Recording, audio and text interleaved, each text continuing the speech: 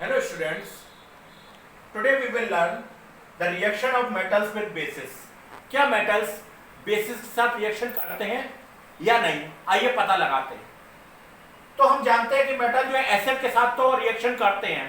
जो 90% मेटल्स है वो एसिड के साथ रिएक्शन करते हैं। अगर हम कुछ मेटल्स को छोड़ दें, जैसे कॉपर है वो HCl के साथ रिएक्ट नहीं करता, लेकिन बाकी मेटल्स जो है वो एसिड के साथ रिएक्ट करते ही है।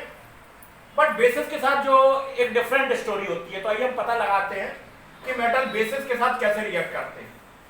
तो इसके लिए हम दो मेटल्स का यूज करेंगे, एक एल्यूमिनियम और एक मैग्नीशियम। तो जो हमारे पास एल्यूमिनियम है वो आप एल्यूमिनियम फॉयल के रूप में ले सकते हैं, और मैग्नीशियम जो है जो रिमन के रूप में आता है वो आप रिमन के रूप में यूज कर सकते हैं। अच्छा, जो बेस लेंगे वो बेस हम लेंगे सोडियम हाइड्रोक्साइड यानी कि NaOH।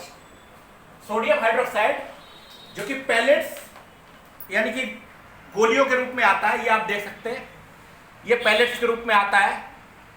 अब हमें सबसे पहले क्या करना है कि हमें चाहिए सोडियम हाइड्रोक्साइड सोल्यूशन के फॉर्म में। तो हम इसका पानी में सोल्यूशन बना लेते हैं।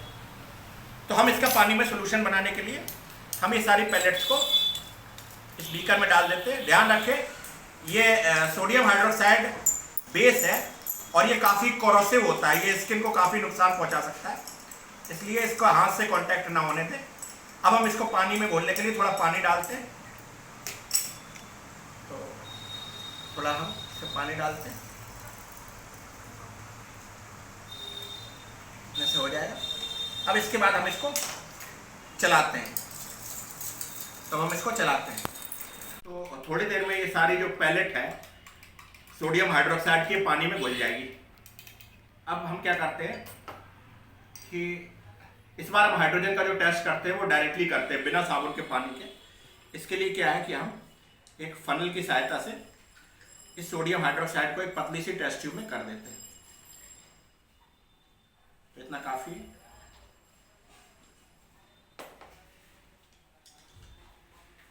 अब हम इसको अलग रख देते हैं। ये रिएक्शन थोड़ी होने में समय लग सकता है, लेकिन एक बार हो गई तो फिर ये चालू रहेगी। अब हम इसको जगह कर देते हैं। अब हम क्या करते हैं कि एल्यूमिनियम फॉयल का एक टुकड़ा तोड़ते हैं। हमने एल्यूमिनियम फॉयल का एक टुकड़ा तोड़कर इसको फोल्ड करके हमें इस टेस्ट ट्यूब में डालना है। हम देखेंगे कुछ समय बाद ये रिएक्शन हो जाएगी। ये एल्यूमिनियम फॉयल का टुकड़ा हमने इस टेस्ट ट्यूब में डाला है। इसके लिए हमें जलती हुई कैंडल को तैयार रखेंगे। ये एक जलती हुई कैंडल है, इससे हम हाइड्रोजन का इसमें टेस्ट करेंगे। तो हम क्या करना है कि ये टेस्ट ट्यूब गर्म हो जाती है तो उसको हम होल्डर की मदद से पकड़ते हैं।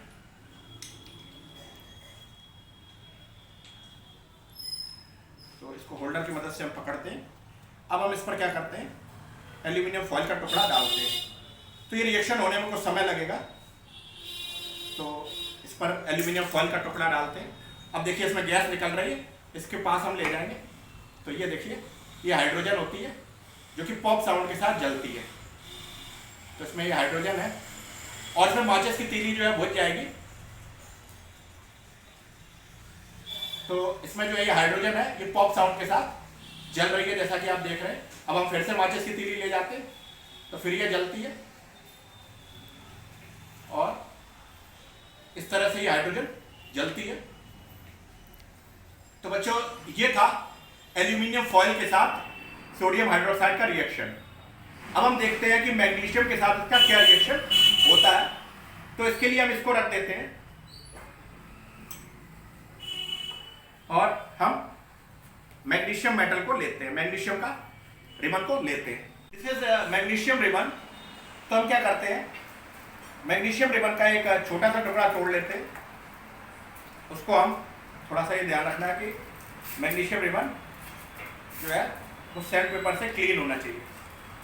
तो हम इसको सैंड पेपर से थोड़ा क्लीन कर लेते हैं। अब हम क्या करते हैं कि फिर से वही सेम चीज करते हैं।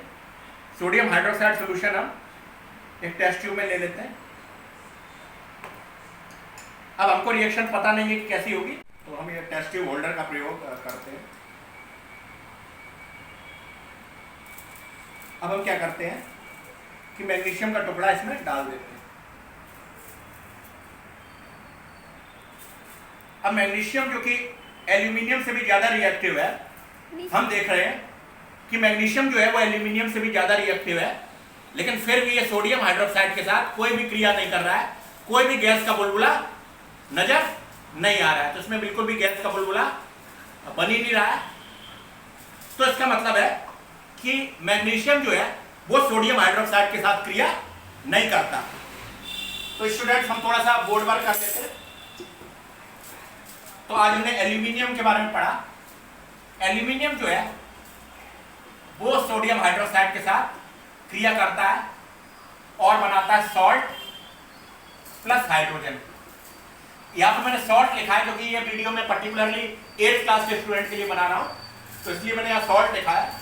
अगर आप 10th क्लास के हैं तो आपको सॉल्ट का नाम भी बता देता हूँ। सॉल्ट का नाम होगा सोडियम एल्यूमिनेट। अब एल्यूमिनियम के अलावा एक जिंक और है जो कि सोडियम हाइड्रोक्साइड के साथ रिएक्ट करता है, वो भी सॉल्ट बनाता है और साथ में हाइड्रोजन गैस छोड़ता है। इन दोनों केसेस में हम हाइड्रोजन की का जो टेस्ट है वो पॉप साउंड की मदद से करते हैं। इस केस में ये फर्स्ट रिएक्शन है, ये सेकंड जो जिंक वाली रिएक्शन है, अगर आप 8th क्लास के तो आप सॉल्ट लिख दीजिए, अगर आप 10th क्लास के तो सॉल्ट का नाम होता है सोडियम जिंकेट। अब एल्यूमिनियम और जिंक के अलावा हमने मैग्नीशियम लिया, तो मैग्नीशियम सोडियम हाइड्रोक्साइड के साथ हमने देखा कोई रिएक्शन नहीं कर रहा, तो इस पे लिख देंगे नो रिएक्शन। और ऐसे ही हम बाकी मेटल्स को भी टेस्ट कर लेंगे, अदर मेटल्स। तो हम पाएंगे कि अदर मेटल्स भी सोडियम हाइड्रोक्साइड के साथ करते हैं नो रिएक्शन। इसमें एक चीज और है कि हमने सोडियम हाइड्रोक्साइड लिया, आप पोटेशियम हाइड्रोक्साइड भी ले सकते हैं जिसका फॉर्मूला होता है KOH। आप KOH से भी ये कर सकते हैं। तो एक बार मैं समराइज कर दूं, एल्यूमिनियम और जिंक अकेले ऐसे मेटल्स हैं जो सोडियम हाइड्रोक्साइड या पोटेशियम हाइड्रोक्साइड जैसे बेसिस के साथ रिएक्ट करके सॉल्ट बनाते हैं और हाइड्रोजन गैस इसमें जो है वो रिलीज होती है। इसको हम पॉप साउंड की मदद से टेस्ट कर सकते हैं। लेकिन एल्यूमिनियम और जिंक के अलावा जितने भी मेटल्स होते हैं वो ये हाइड्रोजन गैस नहीं निकालते, या दूसरे शब्दों में कहें कि एल्यूमिनियम और जिंक के अलावा जो मेटल्स होते हैं वो सोडियम हाइड्रोक्साइड या पोटेशियम हाइड्रोक्साइड के साथ क्रिया नहीं करते। तो आशा है आपको समझ में आया होगा। आज के लिए इतना ही। Thank you.